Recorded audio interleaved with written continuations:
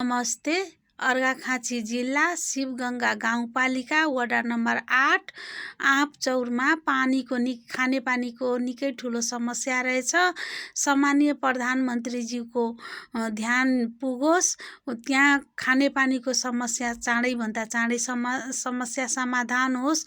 त्यहाँको दिदीबहिनीले सोसल मिडियामा राख्नु भए अनुसार त्यो खुला कुवाको जस्तो ठाउँ रहेछ, त्यसमा खुल्ला ठाउँ रहेछ, त्यसमा पात, धुलो, फोहोर, निकै किरा फट्याङ्ग्राहरू पनि परेको गुनासो गरिराख्नु भएको छ। त्यस्तो पानी 1 घन्टा लगाएर गएर पनि त्यस्तो पानी खानुपर्ने भइरहेछ। उहाँहरूले भिडियोमा भनेअनुसार बर्खाको बेलामा झन् ठुलो समस्या हुन्छ होला। सबैको ध्यान जाओस्। सम्माननीय प्रधानमन्त्रीज्यूले यो समस्यालाई